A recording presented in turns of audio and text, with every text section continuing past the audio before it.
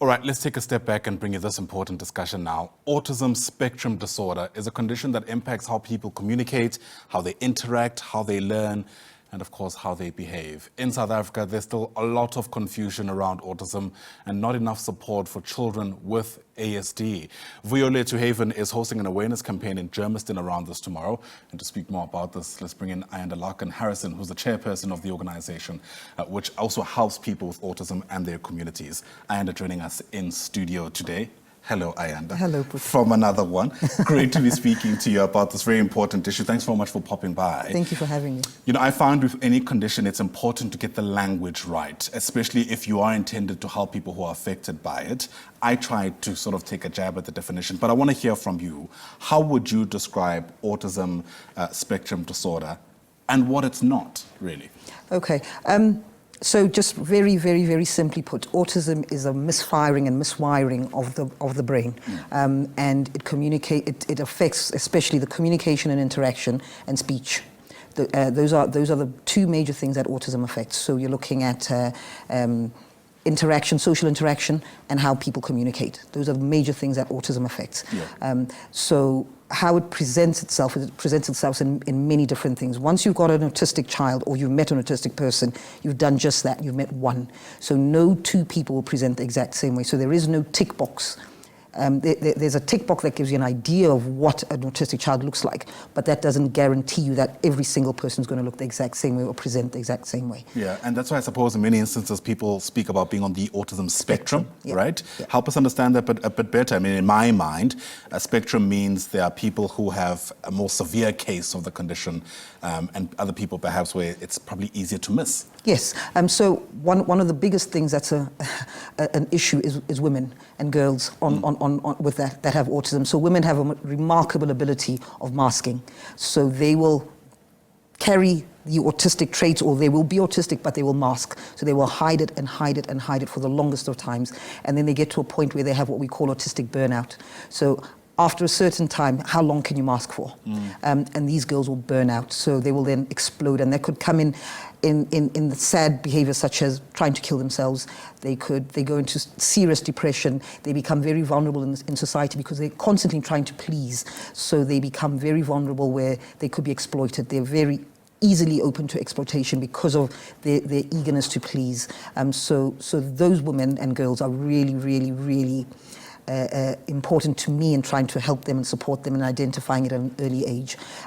So that's part of the spectrum where they're so good at masking you would never pick it up. Sure. And then you have people that are highly intelligent. And I think this is the biggest disservice that we have to autism. And I use the Rain Man. I think we spoke about it earlier, the movie The Rain Man, where people go, your child's autistic. Oh, have you seen The Rain Man?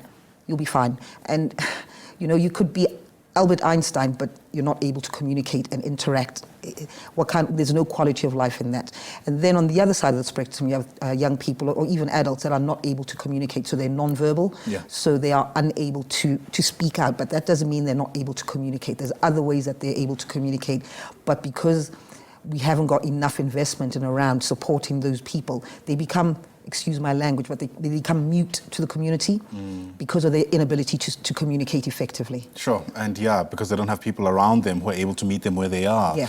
In many instances, when people get involved in the kind of work they do, there's typically a very personal story underpinning it, and I wonder if you can share yours with us. Absolutely. So my son was diagnosed with autism, severe autism at the age of 2, and he's nonverbal, and he's now 12. He used to have words, and they just stopped.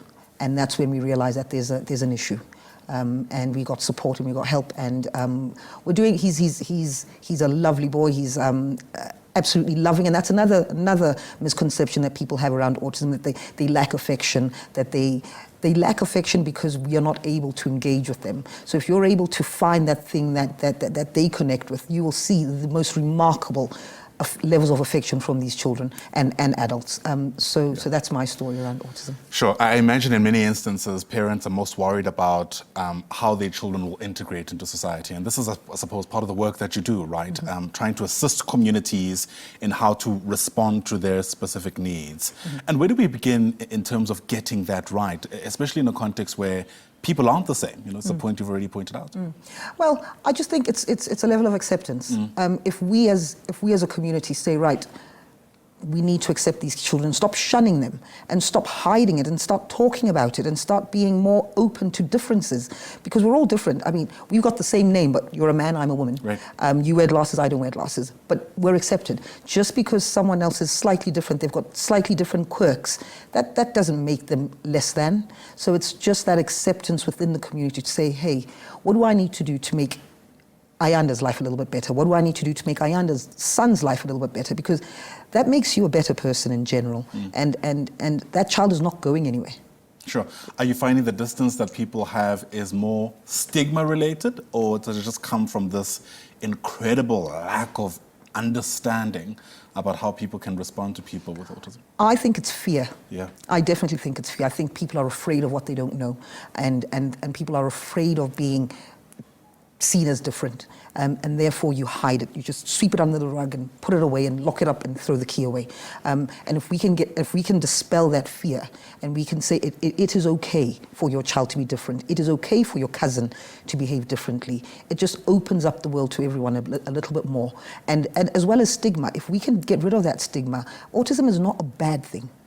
Autism is, and we need to stop that thinking that it's a bad thing. It is not a bad thing. Autism is a great thing because it just opens up the world that you have never experienced before. A child with autism is not sick. They're not sick. And we need to stop that thinking that it's bad behavior, that child is naughty. They're not naughty. They're not sick. And that, I think, with that bit of, I think, compassion, you'll be able to be a little bit more accepting and say, right, how can I get involved? How can I help? Right. Which brings me back to the idea around language. You know, it's interesting that you say this is not an illness, but it's been kind of formally defined as a disorder. It's a disability. Right, okay. And I suppose that's more helpful. When we understand that, then what does treatment conversation look like? You know, is this something to be treated? Are we talking management of the disability? It's a management, because there is no magic tablet. I can't take 3 pills a week and I can then function. It's just the management around it. How do we manage our lives? How do we manage that child's life? How do we manage the education? What adjustments do we make? What reasonable adjustments do we make within our workplace, within our school environment, within our home environment? How do we manage and make sure that we present that child or put that child in an environment that will get the best out of that child? So, for instance, if you were to bring an autistic child into this room, it wouldn't work. They've got the bright lights. They might be sensitive to the darkness. You know, it's all those little adjustments that we need to make when we're thinking about interviewing an autistic child. So you'd have to go maybe do it in a different room that is more adaptable and accepting to them. You might not be able to look at them directly in the eye because eye contact's an issue. So you might have to look away when you're talking to them and not insist on having that eye contact with them. So small adjustments like that. Yeah, you say small, but they could be quite consequential because these are such a big part of everyday life, right? Which suggests to me that this is a journey that families take with autistic people. And I know you started off by saying that it manifests differently, but what are some of the telltale signs that you find have emerged through the work that you do? So there's a lot of sensory stuff around autism. So you'll find a lot of children will flap. So they'll walk around flapping, they will spin. There's issues around speech, there's issues around food, so the oral sensitivity, so they might not be able to eat certain types of textures, so they might just want crunchy food because of the feedback that they get in their mouths. The speech might be severely impaired, or they might be very focused on special interests, so they might be focused on trains, and that's the only thing that child will talk about. If you try and talk about aeroplanes, they will head back and start talking about trains. So those special interests, and then you start realizing there might be something here. I mentioned the eye contact. So that's I think that's a big telltale sign if that child is not able to look you in the eye when you're talking, and which is a big African thing. Right. You have to be respectful. You look down, but at the same time, you have to make eye contact with that elder when you're talking to them. But you can't keep that eye contact. So it becomes really difficult to pick these things up from a cultural point of view, because we have our nuances in culture that don't look me in the eye, but look me in the eye. Right. And know when. And know when to do it. So these kids don't know when to do it. Yeah. So those, I think, are the, I guess, umbrella symptoms that you can look at and say, okay, maybe I'm suspecting something.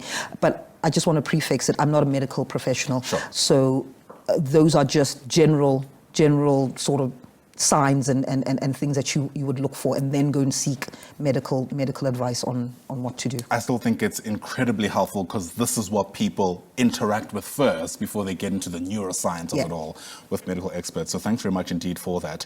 I'm so glad you're bringing in the cultural aspect into this discussion, because what I find is that in many instances, the first response from parents is to suggest that, their child is misbehaving, that this is an untoward child.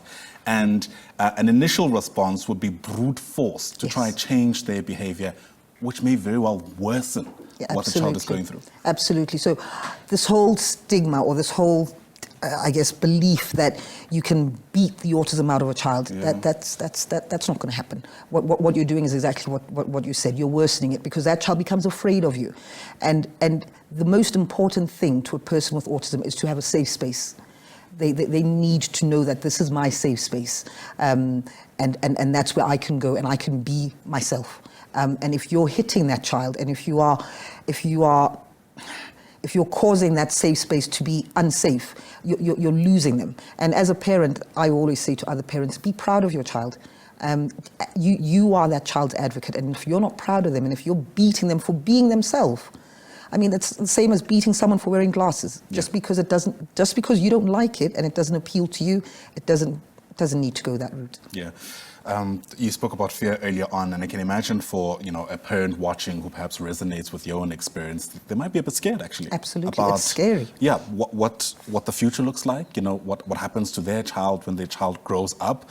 What kind of message do you have around how things turn out for children who are found to be autistic, are able to grow into their adult life though, but had the support that they needed? It's very imperative. So every child is different. And like we're talking about the spectrum, one could be very able but have other issues around their ability. So with a level of support and level of understanding, they could make their way into mainstream schools, into mainstream employment, and they could be, and with the support, they could be really, really, really valuable members of society. But in the same breath, you've got children that might struggle to become those valuable members of society, but we can't shun them, because they're there, and we need to make space for them. So what we need to do as organizations, as corporates, as government organizations, we need to be a little bit more accommodating of what it is that we do to support that child, because there is something in that person, in that child, that I will learn from, that you will learn from. It's just making sure that we make those reasonable adjustments, that we make those accommodations, whether we're looking at giving them a job because they like repetition, so giving them a job that's repetitive. Photocopying, put them in front of a photocopier. They will be the happiest and they'll be the best photocopier that you've got in that organization. It's just working around that child, working around that young adult or that person, and the understanding. Look, if life is the most valuable thing, those children deserve a chance as well, without a doubt. I'm glad it's me about organizations. Vuyolethu Haven is one of them. You have an event tomorrow, which I suppose is going to be focused around raising awareness at the very least. Tell us a bit more about it. How do people get involved? So we're launching our NPO tomorrow. It will be at 10 o'clock at the Vuyolethu Hospital in Germiston. Please bring all children, autistic children. We would absolutely love to have them there. So what we're doing is we've got a number of panels. One panel, which is something that's really very, very close to my heart, is we have a panel of autistic people that are sitting on that panel. So it's called the Neurodiverse Young Experts Panel. Wow. So two young people, we sat on the panel, and they'll be talking to us about their challenges, about the experiences, and about how they would like to channel, how they would like us as a community and as an organization, how they'd like us to support them going forward, which I think is really important. I'm not autistic, so I can't speak for them, so that's them speaking for themselves. We also have a doctor that will be there to talk to the families and everyone else around what support is out there. We have therapists, so we've got a speech and language therapist, an occupational therapist that will be able to talk about strategies on how to support at home, small tweaks that families can do, and what support's also available in the hospital, specifically Vuyolethu. And then we have a panelist of families, mums and dads, that will be talking about their difficulties and just sharing little stories and antidotes on how to do things and how not to do things, and their experiences. I guess it's also just creating a community where we know that this is a safe space for us as families with children with autism, where we can go share stories, talk, and feel and not feel judged. Yeah, absolutely. So important. I can imagine many families and individuals feeling lonely in their journey, and hopefully this will break down some of those barriers. Ayanda, thanks so much for coming through. Kudos to the work you do. I think we can't overemphasize just how important it is. So all the very best for tomorrow. Thank you very much. Ayanda Larkin Harrison is the chairperson of the Vuyolethu Haven, and of course they're going to be launching that event, as you mentioned, in Germiston tomorrow. Once again, thanks for popping by.